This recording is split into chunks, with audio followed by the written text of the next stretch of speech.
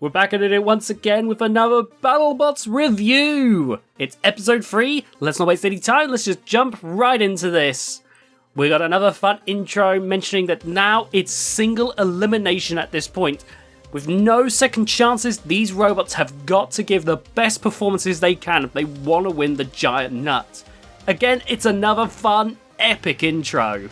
Now the tournament looks very interesting based on what we see. There's some fights that I know are memorable ones from the season, and some I'm curious to see how they'll end up.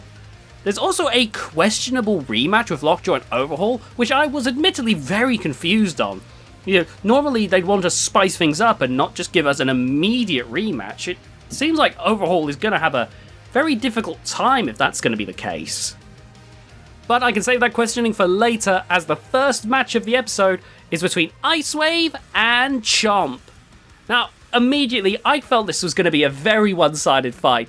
Crushers took a long while to find some footing in the modern scene, and Icewave was a genuine threat around this time, like something that could rip you apart. They do try to give some tension to the fight, as they leave us questioning if Icewave will have everything at 100% in time for the fight.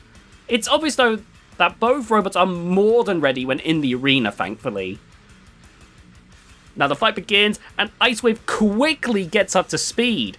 Chomp not helping its case as it struggles to run into Icewave, so by the time the two do clash, Icewave has got enough power and momentum in that bar to easily tear through Chomp's rather flimsy armor. Honestly, Chomp is torn to shreds at this point by Icewave's almighty spinner.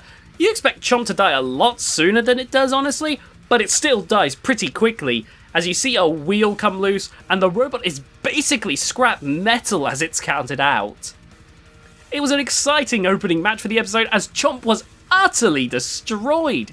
Given how tough the main body of Chomp would end up becoming in future seasons, it seems some real key lessons were learned in this match. Which honestly, looking at it now, is quite fascinating to see. But Icewave, man, you can see why they stuck with what they had here, because Icewave is brutal. Next up, we had Stinger versus Warhead, and this was one I was really curious to see. Of course, I knew Stinger can easily deflect the blows of a robot like Warhead and had the clear advantage, but I knew that Warhead wasn't going to be as easy to take out as Shredderator, as Warhead has all those moving parts to try and keep itself in the game. Matt Maxim was still the robot that I was going to pick to win this battle of attrition, but I was curious to see how it would shake up. Now the fight begins, and shockingly Warhead is the one to rush over, which you don't typically see from horizontal spinners. You know, normally they want to hang back to get that spinner up to speed, but Warhead is rushing on over. Now it doesn't work out for them, as Sting easily throws them over and then begins pushing them around into the screws, where a piece of Warhead ends up coming off in the process. Stinger then begins ramming into Warhead repeatedly, clearly trying to keep the fight going as Warhead is stuck. And Warhead eventually does get free by making some traction on the ground with its movable spinner, and Stinger is just suffocating it. Clearly Stinger is also trying to get Warhead on its feet at the same time, but anytime Warhead does get on its feet, Stinger then goes back into attack mode, and it happens so quickly that you could just see like Warhead getting thrown around. Warhead ends up on its back many times like a beetle, just completely stuck at times, but one big attack sends Warhead up into the air and bouncing back on its feet.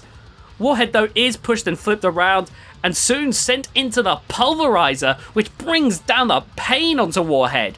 Warhead is entertaining to watch bouncing around, but it's not doing much of anything to Stinger. Eventually Warhead starts roaming around almost blindly at this point, as it ends up drunkenly walking into the kill saws, which takes some damage, as its spinner seems to have completely died at some point during the fight, while Stinger has only really taken minor damage to one of the wheels, as the match finally counts down to a judge's decision. Now, of course, the fight is given to Stinger, as this match was firmly dominated by them, but thanks to their insistence to keep Warhead going, it kept the match incredibly entertaining. It might be one of my favourites of the season, in fact. Warhead refused to die, and Stinger refused to let them die, and it just made such an entertaining matchup, and both teams were just as happy as well from it. It was so incredibly fun, and I gotta say, it's like, when I see people talking about matches from this time period, I don't think I ever see this match get the flowers it deserves. Honestly, this was a fun one, and it's why I love a good match from like Matt Maxim, and the Razor team, of course, are always fun to watch as well. So this was just two great veteran teams. Then we had Warrior Clan versus Ghost Raptor, and this was the first time where they actually pointed out a potentially match-ruining change, as Ghost Raptor, who broke their bar in the first round, didn't have a backup bar, meaning that all they could do was lean into their lifter for this fight, which, depending on how well Ghost Raptor can function as solely a lifter, was really going to swing how this match goes, in my opinion. And this is definitely the first one of the episode where it truly feels like someone's chances might be about to go up in smoke because of a previous fight. Ghost Raptor is racing around in the beginning, but is unable to get anything substantial in as the mini-bots start causing issues for Ghost Raptor. At the same time though, Warrior is struggling to do much itself, as it's a whole lot less mobile than Ghost Raptor, meaning that Ghost Raptor is able to duck and dodge them and it's just so quick. It just means that neither robot's able to do much of anything. And soon, with a bang, Warrior's spinner stops working, meaning that Warrior can no longer use its flywheel-powered flipper. This robot is just getting from bad to worse, really, as Ghost Raptor is struggling to get under Warrior, and therefore can't get that lifter into play, meaning that the mini-bots are so far being the main players of this fight. And as if it could get even worse, one of the mini-bots seems to die.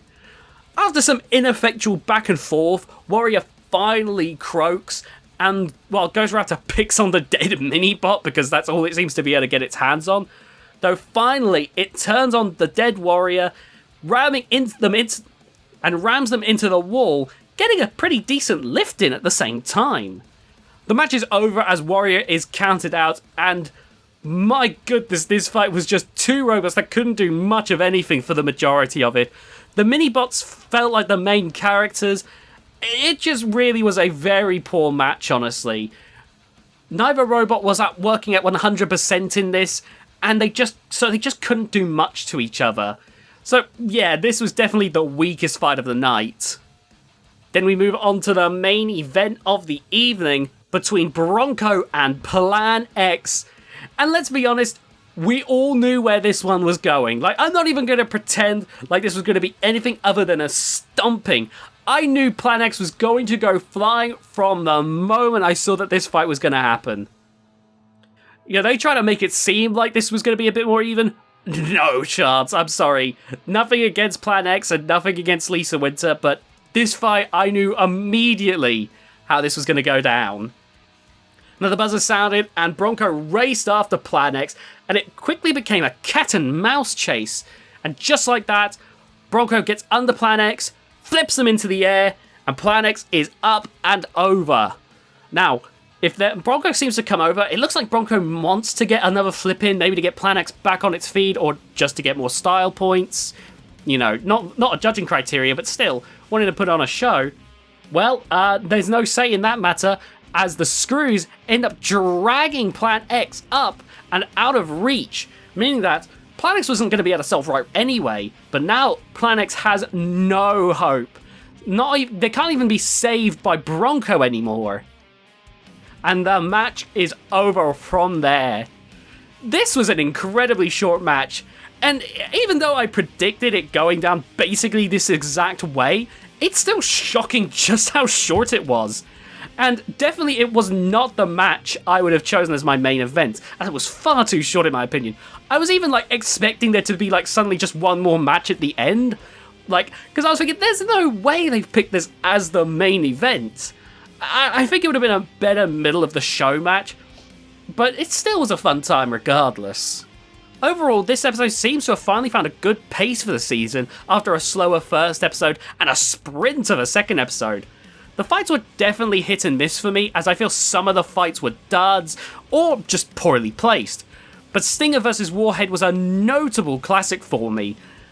I plan on doing some top 10s related to respective seasons, such as, best bots and best matches of each respective season, and this fight, I had to imagine, will be in that top 10. Stinger vs Warhead was a lot of fun, and I'd highly recommend people go check that fight out. The rest you can take or leave, right? I'm not too fussed either way on those other ones, but that one was a lot of fun. So yeah, despite the pacing of this episode, I'd say it's probably the weakest one so far. Not a bad episode overall, but it's definitely could be better. Now with that all being said, I hope you all enjoyed this review of Battlebots World Championship 1 Episode 3. If you did enjoy, please be sure to leave a like on this video and subscribe if you haven't already.